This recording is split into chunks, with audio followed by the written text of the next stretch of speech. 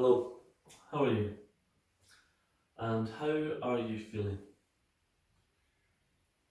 Welcome to the first of our Holy Week reflections. As we journey towards Easter, we're going to use the readings for this week from John's Gospel, and it will be helpful if you have a Bible with you. Today's reading comes from John chapter 12, and it's verses 1 to 11.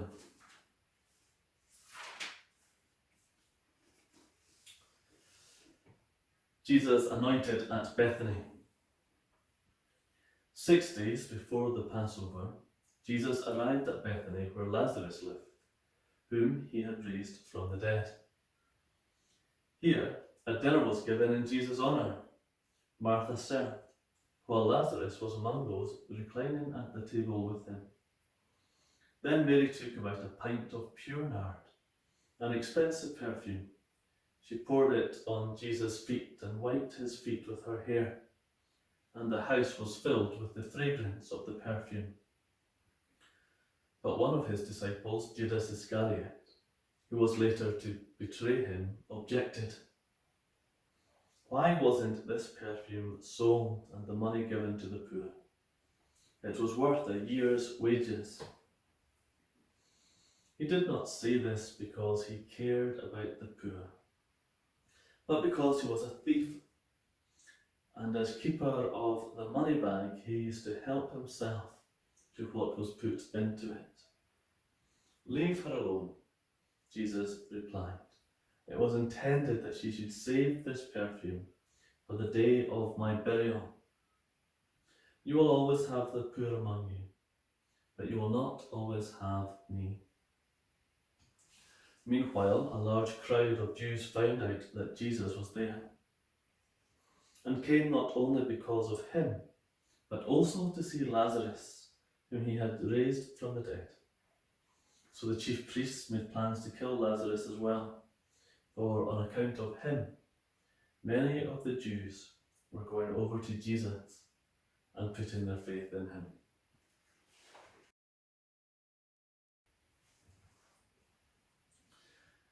That story about Mary and Lazarus and Jesus and Judas actually comes before Palm Sunday that we celebrated on Sunday. But it helps on the Monday to frame the events of the next week, because Jesus knew what was going to happen. I wonder what the feelings were of the characters involved.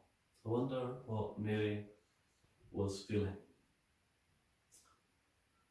Was it gratitude because Jesus had raised her brother? Was he simply showing her deep love and affection? Do you wonder if she knew? If she knew what was going to happen that next week? Has she perhaps understood Jesus where others hadn't? Did she feel grief?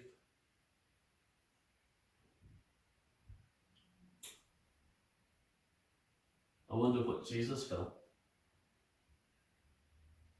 Did he feel seen, acknowledged, valued?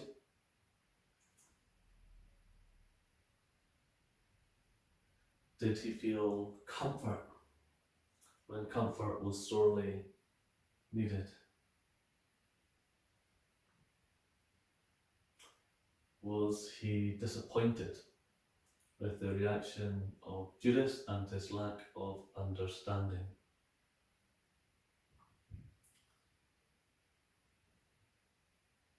And I wonder what Judas was feeling. Was it anger? Was it jealousy? Did that anger mask something else? Is he worried that Jesus has gone too far? I wonder how Judas weighed up what he was feeling now with what he felt when Lazarus was raised, and how sitting there at the same table as Lazarus, he could doubt Jesus so much.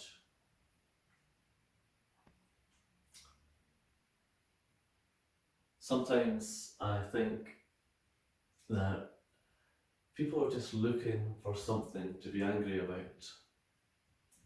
One of my big worries these days are the way that there are trials by social media. I remember I remarked, what will the trolls do now that everybody is in lockdown and nobody can do anything worth slating them for? And it was only a day before Selena Gomez did an ill-advised video on Instagram, and they were out in force. You see people who, at this time of coronavirus and helplessness, want to direct their anger somewhere, and whether that's at people who are richer than them, or whether that's at politicians for not acting well enough. It seems that that anger can go anywhere except ourselves. That anybody can take the blame except for us. Jesus defended Mary as doing an appropriate act, even though what she did could be criticised for being wasteful or extravagant, and that wasn't normally the way Jesus operated, but he realised something was happening that called for something extravagant. Mary's extravagant display of love was nothing compared to what God's extravagant display of love through Jesus was going to be.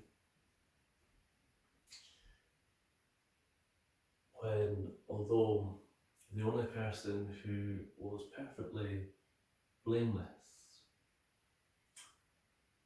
would take the blame and to save us from it.